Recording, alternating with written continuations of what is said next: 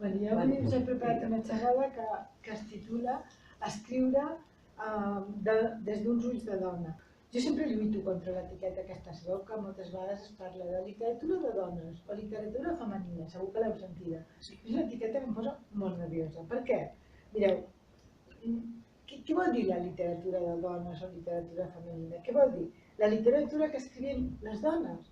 Bueno, sí, val. Però jo no he sentit mai a dir que, per exemple, la literatura que fa el Javier Marías o la que feia el Baltasar Porcel sigui literatura d'homes. Ells fan literatura i punt. Nosaltres, en canvi, se'ns titlla de literatura de dones. De vegades he pensat, bueno, potser parlen de la literatura que llegeixen les dones, però tampoc és veritat, perquè les dones de sempre han estat acostumades a llegir llibres que escriuen les dones i llibres que escriuen els homes. Més aviat són els homes els que, no dic tothom, però molts homes llegeixen més els llibres escrits per homes que no els llibres escrits per dones.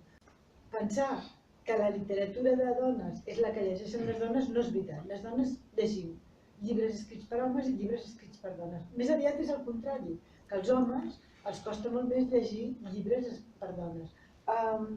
En el segle XVIII, finals del XVIII, comença a haver-hi algunes dones que comencen a escriure, i sobretot en el XIX.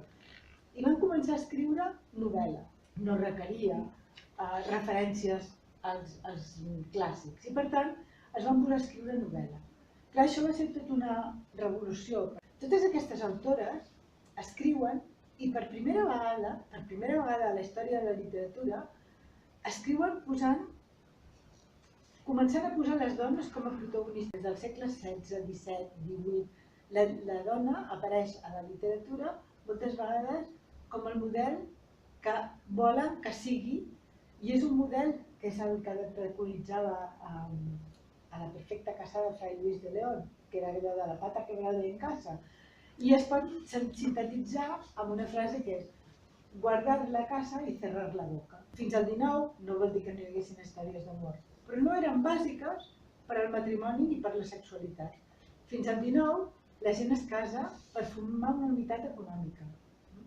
És a partir del XIX que la gent comença a casar-se per amor. És un canvi tan important que resulta que aleshores s'han d'inventar un nou model de dona. Sobretot al segle XX, amb els canvis socials i amb tot el moviment feminista, les dones es posen a escriure moltíssim. I aleshores tenim, per primera vegada, les dones vistes per les dones. Ens parlen de la maternitat, però d'una determinada manera. Potser no ens en parlen com sempre ens han pintat la maternitat com una cosa extraordinària, com l'únic objectiu que pot tenir una dona a la seva vida.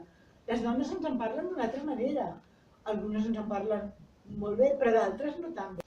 Després hi ha una altra qüestió contra la que també lluito, que és l'etiqueta de literatura feminista.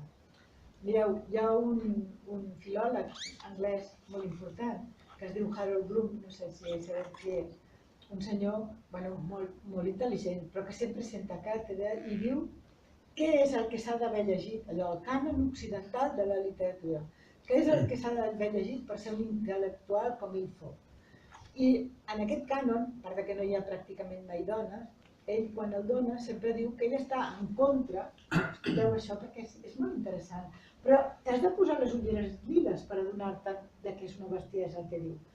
Ell diu, no suporto la literatura gay, per exemple. Bueno, és que no existeix la literatura gay. Hi ha homes que escriuen amb la seva mirada i com que són homosexuals, tenen una mirada i això, la seva mirada la posen a la literatura i per tant fan històries on hi ha homosexuals. Llavors aquest senyor es pensa que la mirada neutra és la mirada dels homes i per tant no li agrada la literatura de gais, no li agrada la literatura de lesbianes, no li agrada la literatura de feministes. No, si no existeixen totes aquestes literatures. Només hi ha literatura, però feta amb una mirada o una altra. Tots fem literatura i prou. El que passa que cadascú des de la seva mirada. Sabeu què vull dir? Per això no m'agraden les etiquetes. Però, a l'altra banda, sí que és veritat que reivindico el poder escriure literatura amb els meus ulls, que són els d'una dona. Jo vull portar a la literatura la meva experiència de dona. Per què? Perquè és la meva experiència. Contribueixo a passar la meva experiència a les altres dones. Durant segles, la literatura ha vist a les dones des dels ulls dels homes. I ara les dones també posem a les dones des dels nostres ulls. Que realment les dones, a l'escriure, aporten models de dona i coses. O sigui, les dones poden ser dones no en relació a un home, sinó en relació a elles mateixes o a d'altres dones. I això és nou a la literatura. Per tant, jo escric des d'aquests ulls de dona perquè he fet coses diferents i perquè en tinc ganes.